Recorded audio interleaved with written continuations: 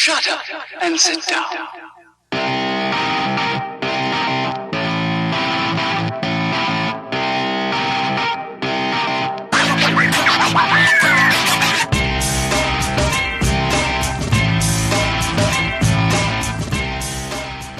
Hey everybody, welcome to another Corporate Gamer podcast. I'm your host, Corporate Gamer.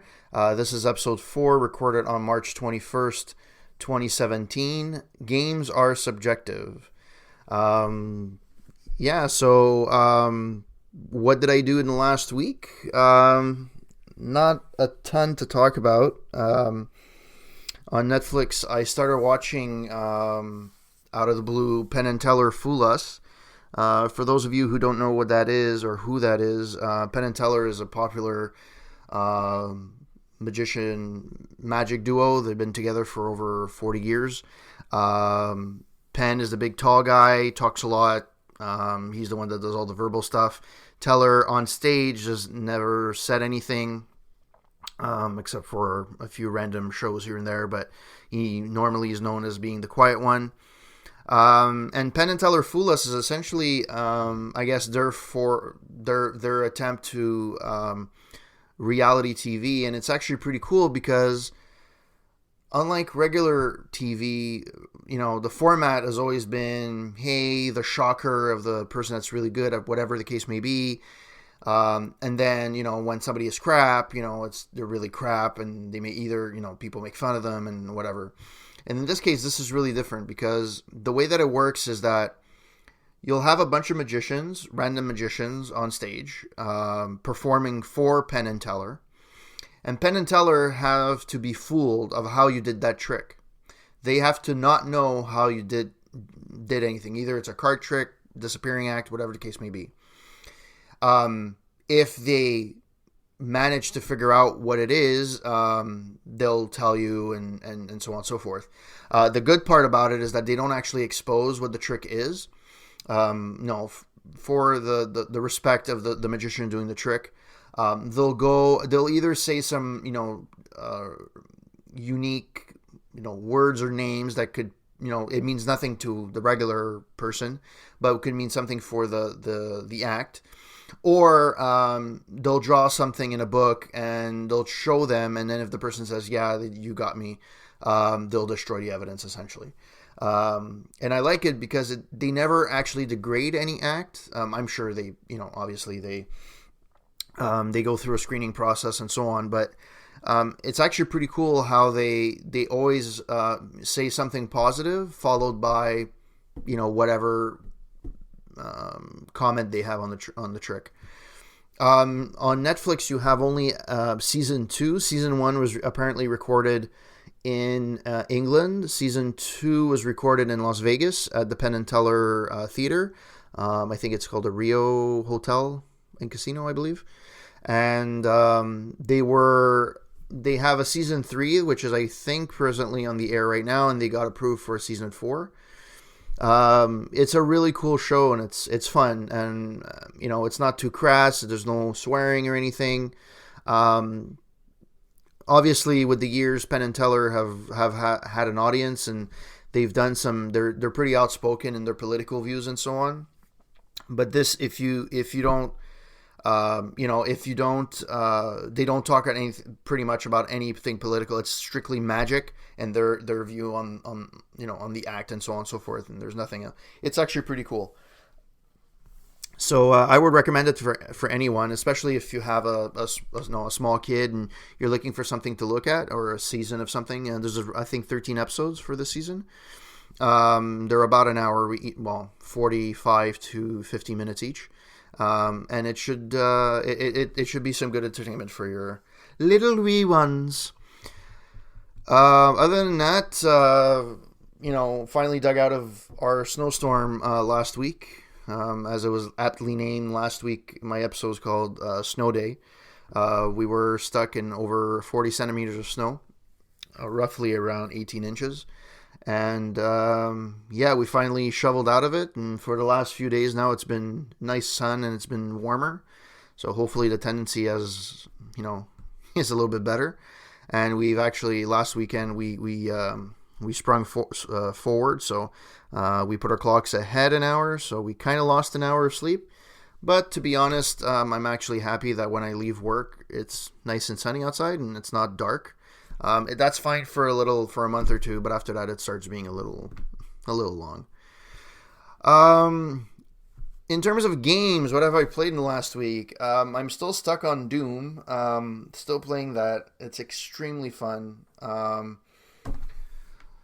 I just love that game. It's just one of those games where I think I'm going to go back and you know what? And I think it's like the original. I'm just going to keep going back to it. I really liked it back in the day, and I'm liking this new iteration, so it's really cool. I downloaded the free Xbox Live game Evolve. It's free. I think it's Xbox Gold. It's games with gold. It's free for the month of I think from the 15th to March 15th to April 15th. So I'm gonna probably play that sometime this week or next week. I finally downloaded it. Everything's cool. On the iPhone, on my way to work, I've actually been playing Blocky Football. It's a free app. You don't have to pay for it. Obviously, if you pay for it, you get rid of the ads. I'm too cheap for that.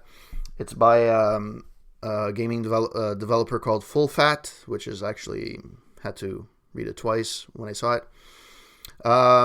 Yeah, it's basically 8-bit football, very simple. Swipe left or right to avoid tackles. You get to an end zone, you score, and then you have to score the extra point.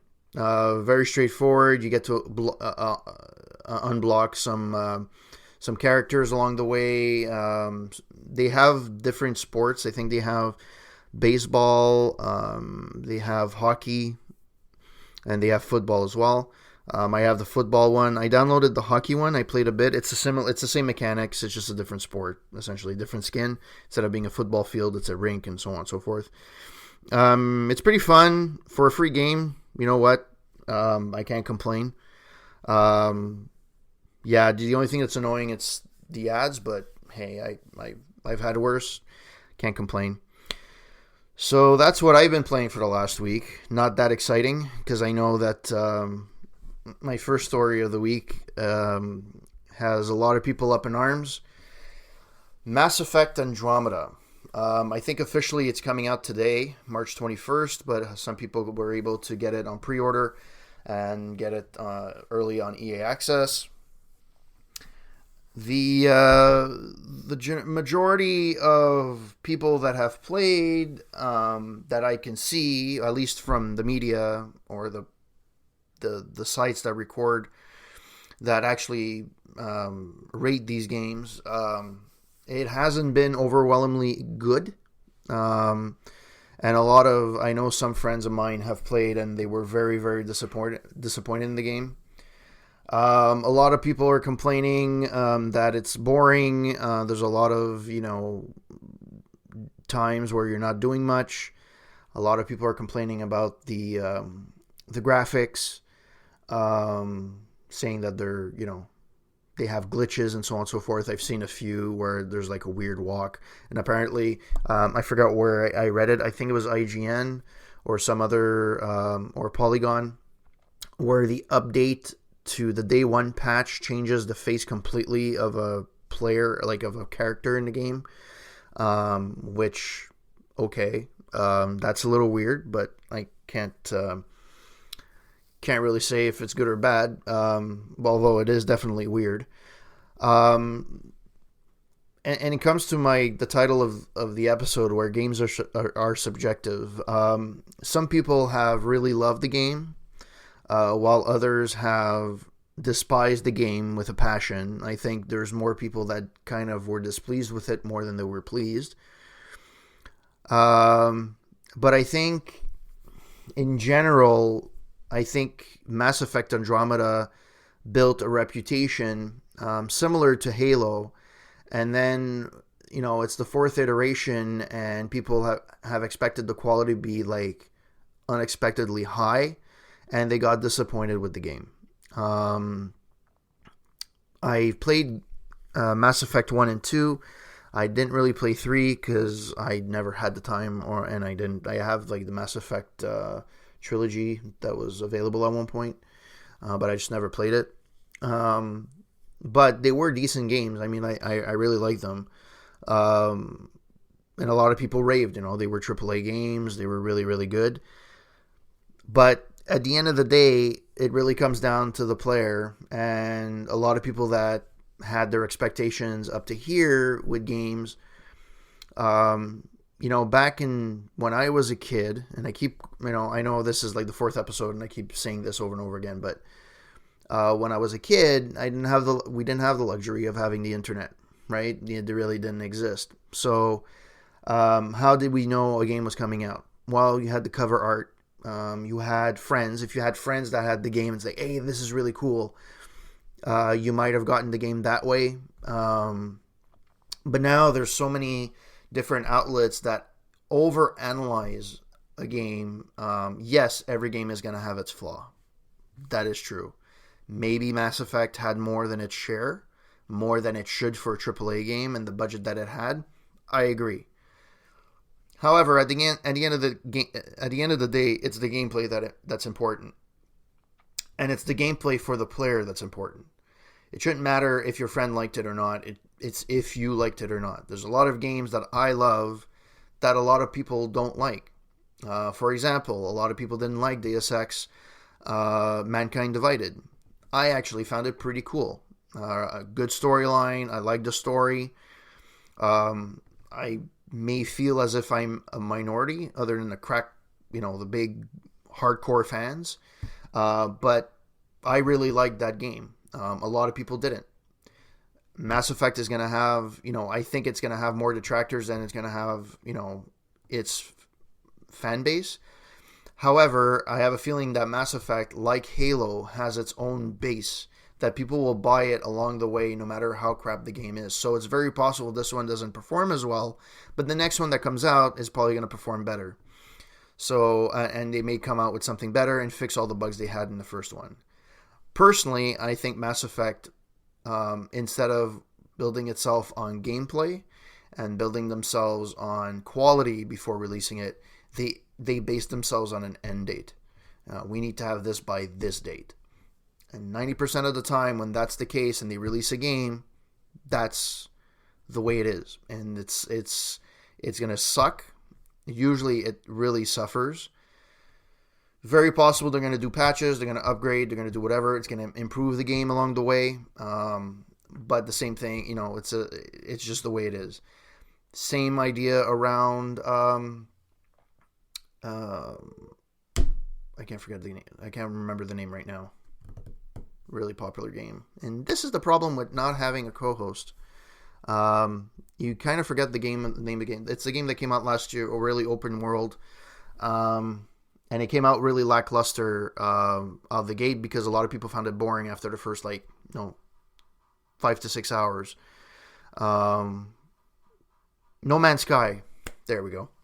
And then they made, I think it was a month ago or 2 months ago, they put in a patch that apparently greatly improved the game. They could have waited a little longer to release it, to have everything in it, but they didn't. And they kind of released the shell and then they kind of put in the guts. Not sure that gamers right now have the patience to go through it and to stick out a game until it's good. Usually they play the game, it comes out, and then you don't touch it for a while unless you're really attached to a game like Destiny or Halo multiplayer or whatever the case may be. You're not going to stick with the game. You play the game, and especially the fact that Mass Effect, the strong suit or the strong point is the storyline. Once you play it, not many people are going to go back and, at least for me, I'm not going to go back and play it. If I play it once, either it sucked or it was good, I'm not going back. It's very rare that I'm going to go play it again. See, Doom is another story where it's not a really story-driven game. It's just more of a shoot-'em-up, and I can play that anytime, and it's just a good way of releasing stress. This is a little bit different, where it's more of a storyline type of thing, and there's a lot of cinematics and so on and so forth. So that's my thought about Mass Effect. Can't really critique about it. It's really... it's had its fair share of of critics, but I'm hoping it's going to improve, and I might pick it up when it goes down in price, which I'm assuming it will be around the summer. But it's for $80, it's a little too expensive. I have too many games to play that I would like to play, like Evolve, which I downloaded this month. So, Mass Effect Andromeda, to be continued. Next story, Mario Run on Android. Is it too late? So it's been announced that Mario Run was going to be released on Android. I believe that it was this week, March 23rd. It's going to be released on Android. My question is it too late? Because they had the initial rah of Mario Run, and then everybody on Android was like, why not us?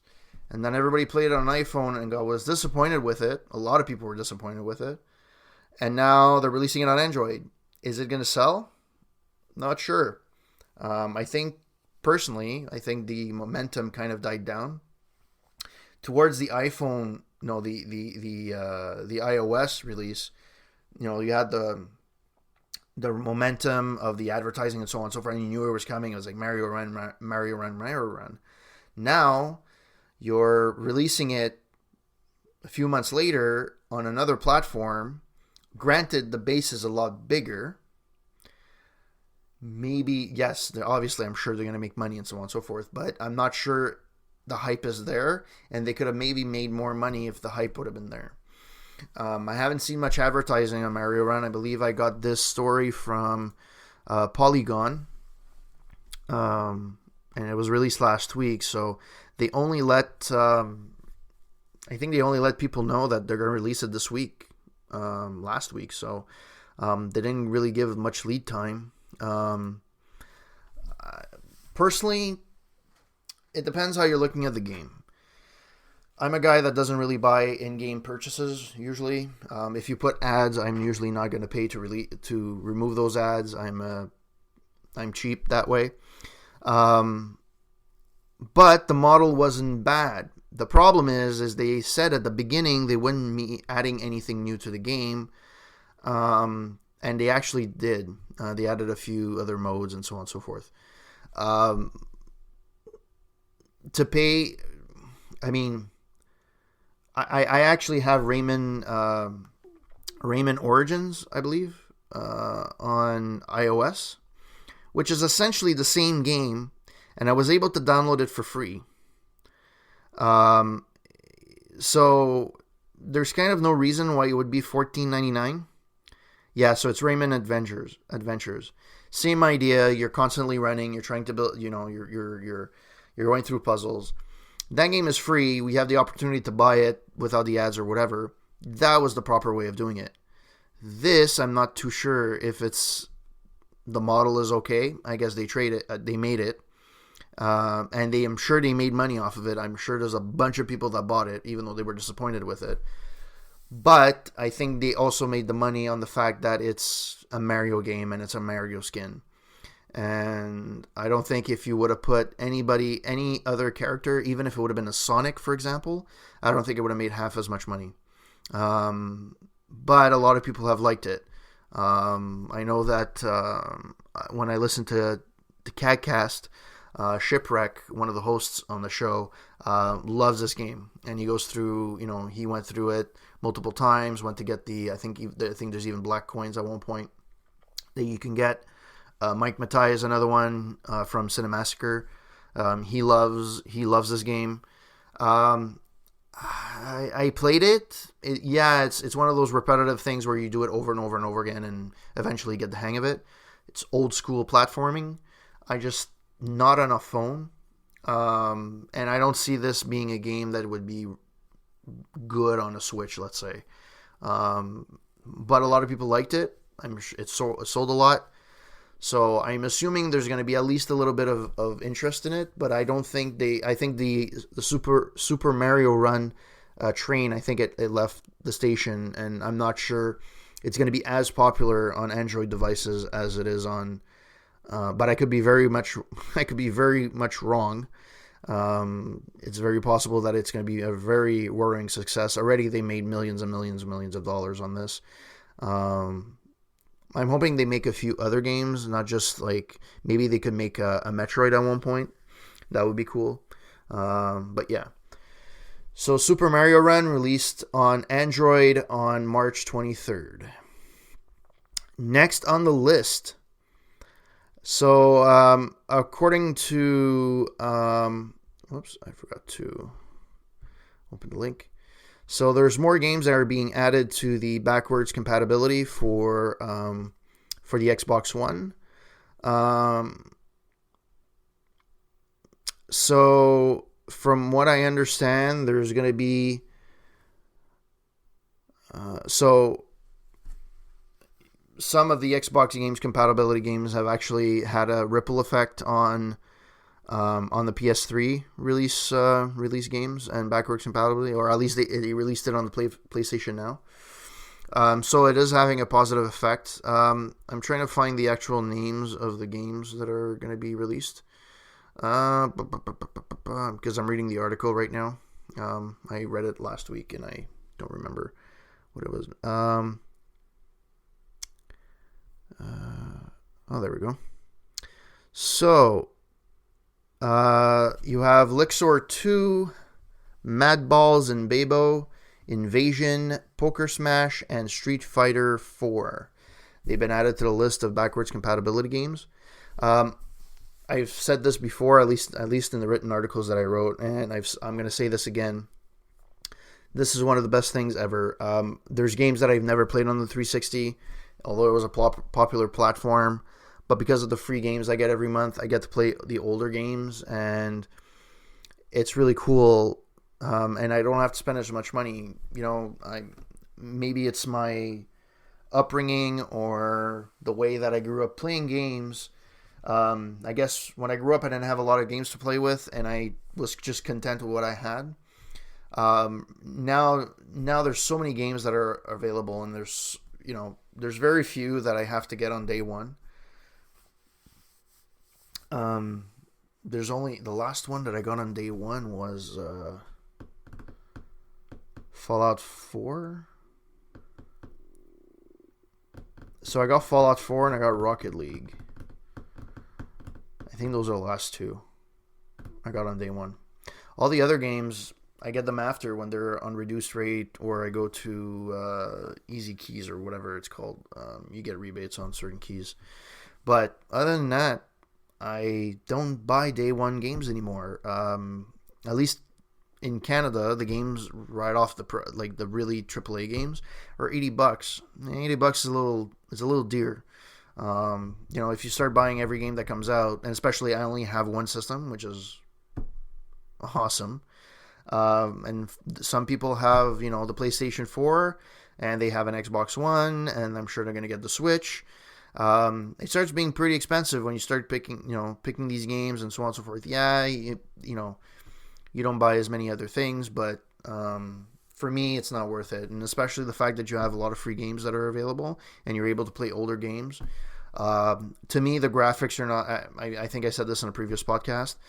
The games are, the gameplay is more important to me than the graphics. So, you can have the shittiest graphics ever. If I like the gameplay, no problem. I played bad games on, case in point, Pitfall 2. Graphics suck on the Atari. Not that great. They're all pixelated. Music is actually pretty addictive, but the graphics are not that great, but the gameplay is amazing. And I keep going back to it, even though it's an Atari 2600 game. It's got released on different platforms, but that's the version that I play the most. And I like it. So, I'm always going to go for the gameplay. So this is a good thing. Releasing more compatibility. They've been really good at this, and I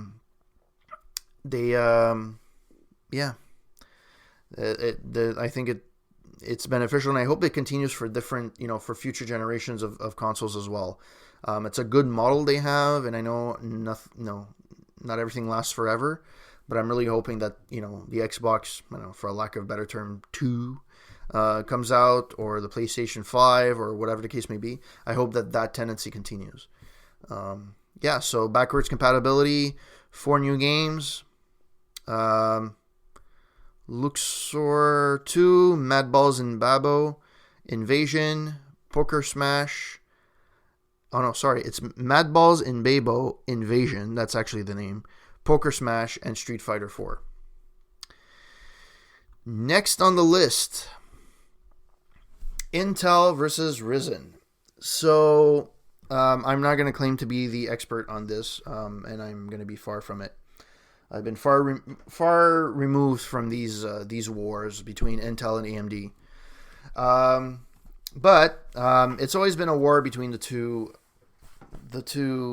companies. Intel in the last few years has been ahead of AMD on a lot of things, and AMD just released their new their new chip called Risen, which I guess was the big hope of them having a better chip on the Intel than the Intel. The first things that are evident is that it's probably not, at least in terms of games, it's not better than Intel. If anything, it's at par, if not a little bit worse, from what I've read.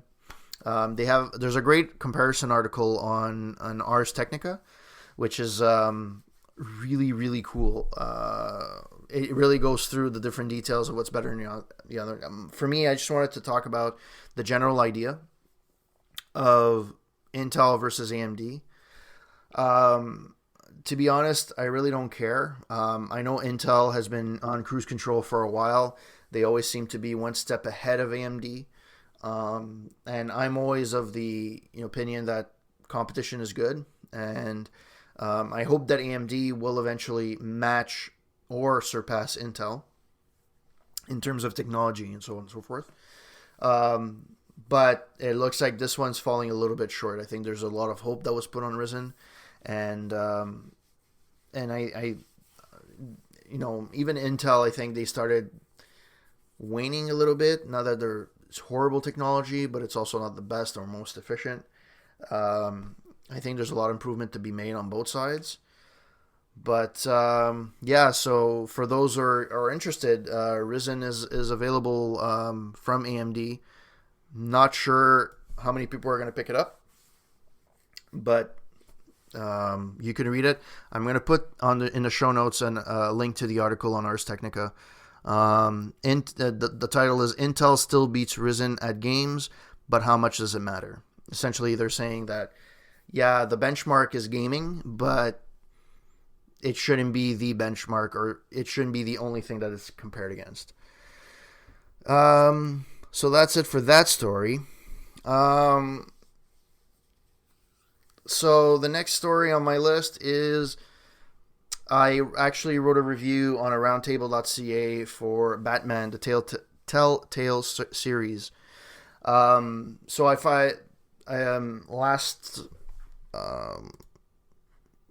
was it last month or 2 months ago? It was a free game on Xbox Live Gold, which is awesome. Once again, one of the reasons why that's a great service.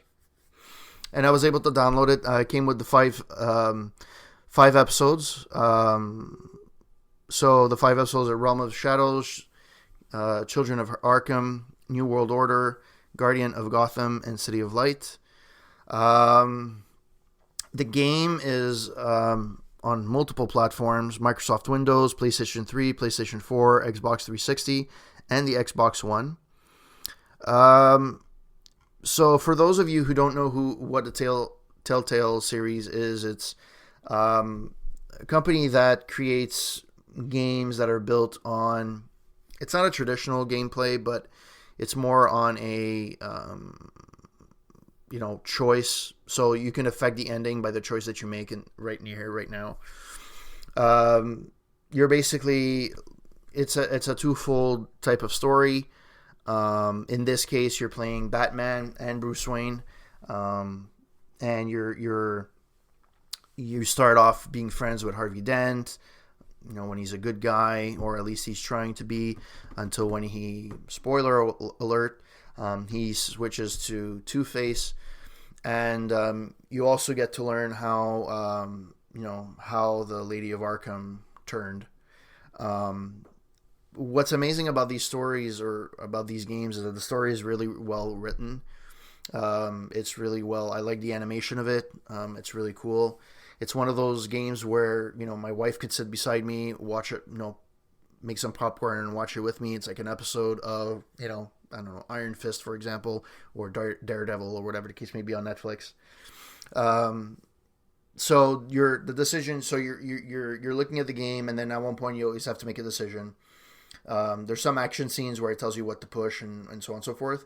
But in general, it's a story-driven game where you pick the dialogue and you get to choose. In some cases, you get to choose if you confront a person as Bruce Wayne, or you confront the person as Batman. And the outcome will be different depending on one or the other. There's actually, at the end of every episode, it actually tells you how many people... sorry about that. How many people chose a certain option over another one. They have this mechanism called crowd play, which I've never seen before in one of these games, and I still fully don't understand how it works. It's essentially when you get to a point and they're watching it, and they assist you in making the decisions, like how many people pick this and how many people pick that. But I don't know if they're really live people or they're just like an aggregation of votes throughout the game.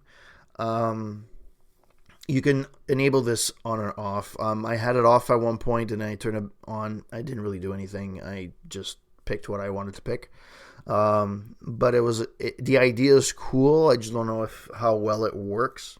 I didn't notice any difference in my gameplay. I don't want to dive too much into the story because I'm sure you've heard it all before. It's something that's been in the comics, but I don't want to ruin it for anybody that wants to play it because it's really, really hard on the story. So it's really something that it is like watching.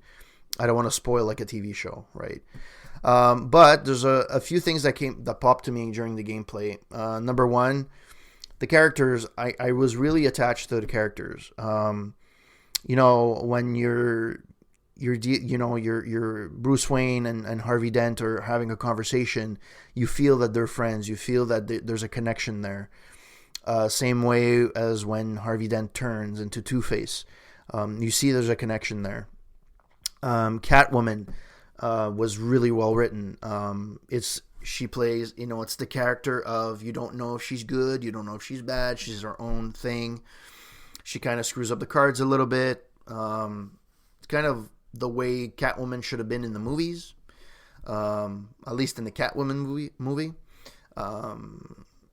So it was really well written. It's a Catwoman we love, so I really saw that connection between Batman and Catwoman.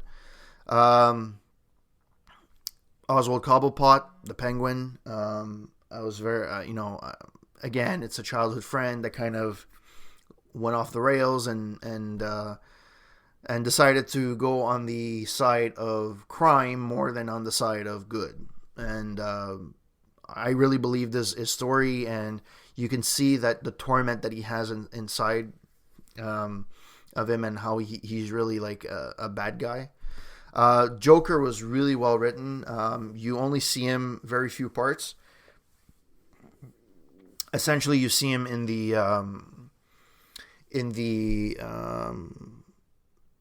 Arkham Asylum part of the game. He helps you determine something about the story, and you just see how twisted he can be. Very well acted, very well written. But the character that I find that was the most well written, and I think that they've not failed, but it's something they've been trying to grasp for a very long time, and I haven't seen this well written in a while. It's Alfred Pennyworth, so it's the butler of Batman. And you see this guy that tries, he's the right-hand man of Batman. He helps Batman as much as he can. But there's this vulnerability to him and this pressure on his shoulders. And you actually believe, you actually feel the pain while you're actually playing the game. And, there's a part of the game where there's something that gets revealed. But you actually feel it with him as you're playing the game, and I think that's where the strong point of the game is. It's you get entranced in this world, and it's like watching a TV show, but really, really well written. And because you're participating in the story, you're actually already more involved than in the TV show. So personally, I think this could be the next reality TV will be this. You'll have people being able to choose between A, B, and C during the show, and then boom, you choose B, and you get that that decision. I think that's the future of TV, because these games, I think a lot of people would like them if they give them a chance. So I really just I gave it a 9 out of 10. It's just a really, really good game, and I love a lot of the Telltale games. There were games prior that I have not played, which apparently were atrocious, like Jurassic Park, which were really bad. But ever since they came out with Walking Dead, I can't fault much of their games. A lot of people didn't like this. A lot of people liked the first 2 episodes, and they didn't care for the rest. Yeah, there's a few episodes that are weak in there, but in general, I did like it, and I was I essentially binge watched this game. I played it. I think if you play it all through, it's 5 episodes. It's about an hour and a half per episode, and I played that within like 3-4 days. I just went through it like it's nobody's business. So Batman, the Telltale series, I gave it a 9 out of 10. Let me know what you think in the on Facebook, Twitter, or anywhere that you're hearing this podcast. That's it for me. So as I alluded to, you can reach out to me on Twitch, Corporate Gamer 9, Facebook, Corporate Gamer, www.facebook.com/Corporate Gamer. Twitter, I'm under the Corporate Gamer 9 handle. My YouTube channel, if you search 123 Corporate or Corporate Gamer, you'll find it. And you can find all my reviews on aroundtable.ca, and you can find these podcasts on iTunes, Google Play, SoundCloud, and now I'm getting them released on YouTube. So you'll be able to listen to them on there. So whoever was listening, thank you very much. Leave me your comment if you liked it, if you think that it sucked. And I know it sounded like I said if you sucked it, but let me know about your comments about the show, and I'll come back next week with episode 5. So ciao everybody.